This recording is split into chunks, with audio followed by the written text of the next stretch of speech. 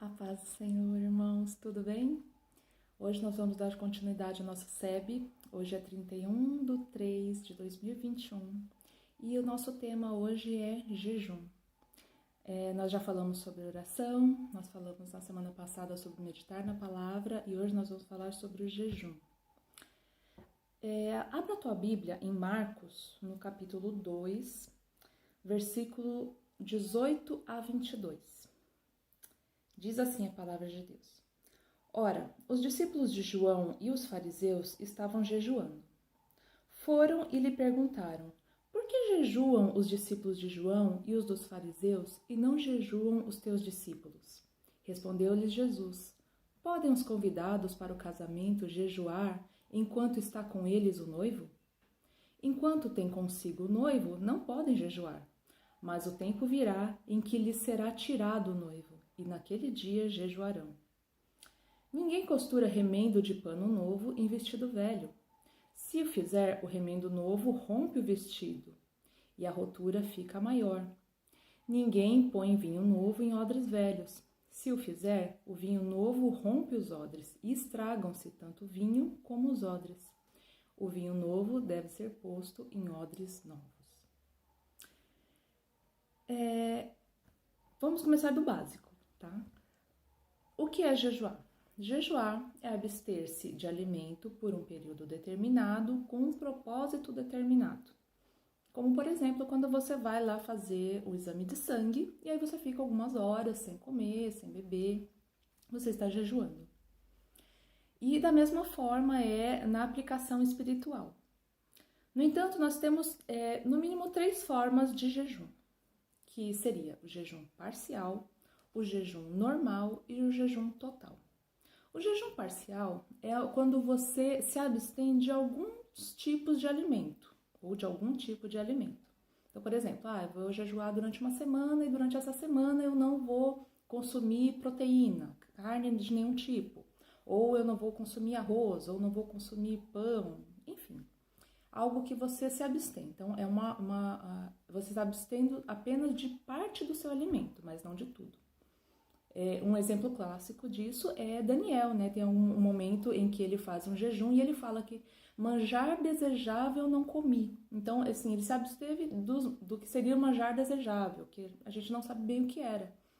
Mas ele estava comendo, ele só se absteve de parte da sua alimentação. Existe também o jejum normal. O que é o jejum normal? Você se abstém dos alimentos, mas você continua bebendo água. Mas água, Lília, pode? Água não é alimento. A água é algo necessário para o bom funcionamento dos teus rins, do teu corpo, do teu cérebro. E, inclusive, é através da água que as toxinas são eliminadas do nosso corpo. Então, nós precisamos consumir água com frequência e em abundância. Então, a água é importante. Então, o jejum normal, as pessoas consomem água. Exemplo de jejum normal, Jesus no deserto. A palavra diz que após 40 dias teve fome. Ele estava no deserto 40 dias, irmãos. Então, se ele não estivesse bebendo nada, ele teria primeiro sede, certo? E não a fome. Então, fala que ele teve fome. Então, entendemos que ele fez ali um jejum normal. E existe o jejum total. O que é o jejum total? É quando realmente você se abstém do alimento e de qualquer espécie de líquido, inclusive a água. Porém, esse é um jejum que ele deve ser muito bem pensado e por períodos bem reduzidos. Inclusive, se for necessário, se por algum motivo o Senhor mover no teu coração fazer um jejum assim, e se for um jejum mais prolongado, você vai precisar, inclusive, de acompanhamento médico. Porque não é brincadeira ficar sem água, é muito sério. Então, são essas 3 formas básicas de jejum. Tá, e o jejum serve então para quê, Lília? Por que eu tenho que jejuar?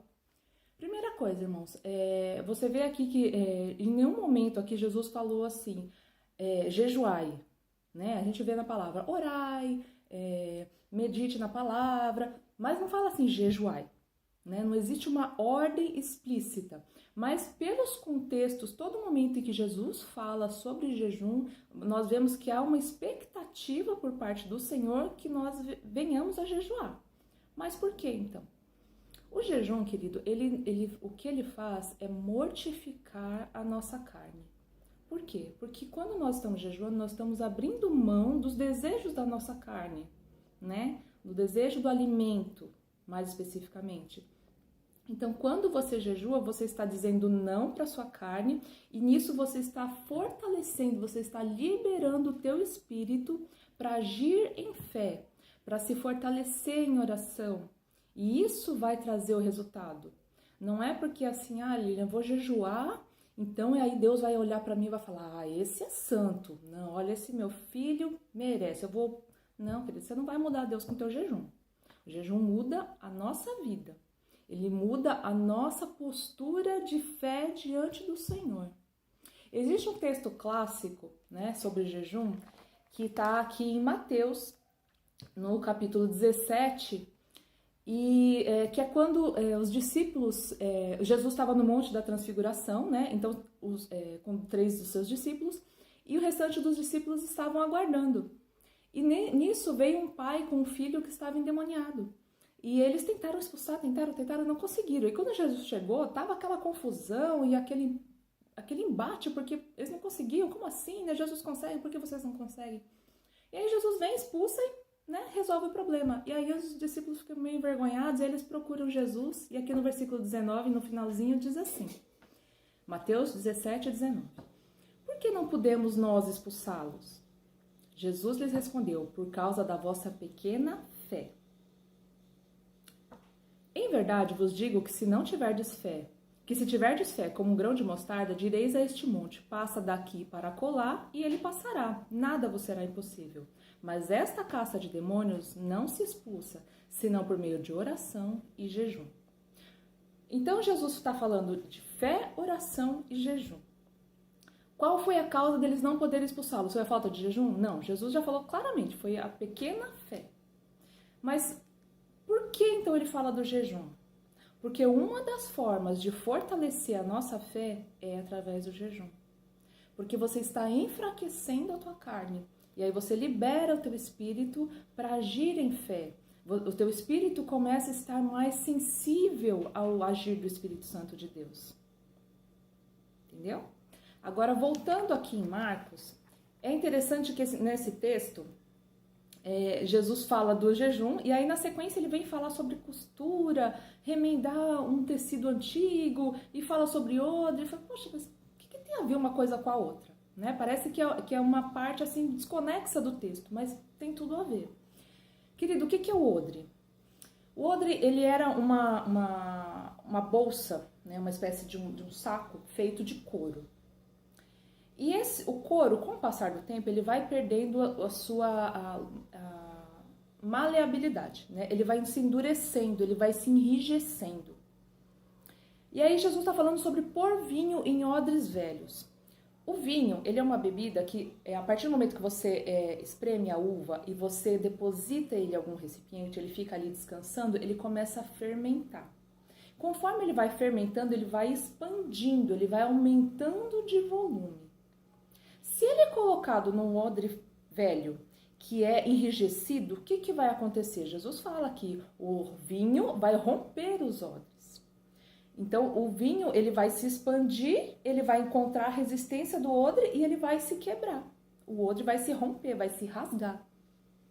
Já quando o odre é novo, o couro ainda é novo, o que acontece? Conforme o vinho vai se expandindo, o couro vai expandindo juntamente com ele. Então, ele vai tomar um tamanho de acordo com o movimento do vinho dentro dele. Então, ele não se rompe. Então, por isso que é mais vantajoso você colocar o vinho em odre novo. O que isso quer dizer? O vinho aqui, irmãos, representa o Espírito Santo. O odre são as nossas vidas. Quando nós nós recebemos o Espírito Santo, mas nós estamos enrijecidos, endurecidos, fechados em nós mesmos, resistentes ao trabalhar do Espírito Santo, o que acontece? O Espírito Santo começa a se movimentar, mas ele não tem espaço. Aí a tua vida não anda, a tua vida espiritual é empacada, você não entende porque as coisas não acontecem. E aí se você começa E aí, se o Espírito Santo começa a fazer um movimento dentro de você, você começa a sentir dor, você começa a sofrer, você começa a ver as coisas acontecendo e a tua vida espiritual começa a ficar pesada. Mas por quê? Porque você não está dando liberdade para o Espírito Santo agir. Você está enrijecido, você está endurecido. Ao passo de que se você for como um odre novo, e você der lugar, você for maleável ao trabalhar do Espírito Santo, o Espírito Santo pode se expandir, pode crescer na tua vida, vai encontrar espaço para trabalhar. E você não vai se romper, isso não vai ser dor para você, isso não vai te causar peso. Você vai ser trabalhado pelo Espírito Santo, mas isso vai, o Espírito Santo vai fluir de forma mais leve na tua vida. E as coisas vão acontecer de uma forma mais leve. Percebe? É por isso que Jesus trouxe esse contexto do odre no meio do contexto do jejum. Porque o jejum, ele vai fazer exatamente isso, ele vai nos trabalhar para que nós possamos, para que o Espírito Santo ache espaço dentro de nós. Então, quando nós estamos permitindo o trabalhar do Espírito Santo na nossa vida, as coisas fluem. E nós não temos mais aquele sofrimento, né, eu tenho que abrir mão disso, meu Deus, mas não, porque você está querendo, você está disposto, você realmente entregou, né? Quando você entrega, você como odre novo. E o jejum nos ajuda nisso, porque, querido, a palavra diz que nós temos uma luta constante do espírito contra a carne, nós já falamos sobre isso. Ela é constante. E isso o jejum vai nos ajudar a fortalecer o espírito. Porque se existem dois exércitos batalhando. Se eu fortaleço esse, ele vai vencer. Se eu fortaleço esse, é esse que vai vencer. Então eu tenho que fortalecer qual? O espírito. Se eu quero viver no espírito, eu tenho que fortalecer o espírito. Como que eu fortaleço? Através do jejum, através da oração, através da leitura da palavra. Então, conforme eu vou dando alimentos espirituais para o meu espírito, eu vou fortalecendo o meu espírito. Ao passo de que se eu vou viver numa vida carnal, onde eu sinto o toque do Espírito Santo para orar, por exemplo, eu falo, tá bom, eu só vou aqui fazer tal coisa, eu vou olhar, vou responder essa mensagenzinha aqui no celular, aí você entra no celular, entra no WhatsApp, tem lá 1 milhão de perguntas, de mensagens de pessoas que você não respondeu, e aí você passa aquele tempão lá, aí você vê o tempo que você tinha para orar, passou. Você está alimentando a sua carne, você está dando espaço para a sua carne. Eu estou dando um exemplo aqui bem bobo, assim, mas só para você entender que muitas vezes nós paralisamos a ação do Espírito Santo, nós estamos resistentes à ação do Espírito Santo, justamente por conta disso, porque nós estamos alimentando a nossa carne, ao invés de estarmos alimentando o nosso espírito. E aí a vida espiritual é pesada, e aí é difícil ser cristão, e aí é duro obedecer a palavra de Deus. Mas por quê? Nós estamos alimentando o lado errado. Então, querido, o jejum ele faz isso, ele vai trabalhar em nós, ele vai trabalhar no nosso espírito, de modo que nós estejamos fortalecidos para quando vier a batalha, para quando vier a luta, que nós precisamos agir em fé, o nosso espírito está forte para agir. E é essa a diferença. Por isso que Jesus falou que aquela caça de demônio não se expulsava, senão com oração e jejum. Porque o espírito tinha que estar mais fortalecido, porque provavelmente eram demônios de uma hierarquia maior, que eram mais poderosos e que não iam se render facilmente. Então precisaria haver uma ação de fé mais contundente. E nisso o jejum ajudaria. Entende? Então o jejum não vai mudar Deus, querido. Se você está fazendo o jejum pensando que o jejum vai mudar Deus, que ele vai te olhar e achar que você é mais santo, que você é bonzinho, que você é obediente, esquece. Jesus nos abençoa, o Senhor nos abençoa porque Ele nos ama. Porque Ele amou o mundo de tal maneira e deu o seu Filho Jesus para nos salvar. É por isso que Ele nos abençoa. E Jesus já nos deu o poder e a autoridade que está no nome dEle. Então é no nome dele, não é porque eu jejuei, não, é porque a autoridade está no nome dele, mas o jejum vai me convencer, vai fortalecer a minha fé nessa autoridade e nesse nome. Amém? Eu espero que esse conteúdo tenha te abençoado, que você tenha uma excelente semana e que Deus te abençoe. Amém?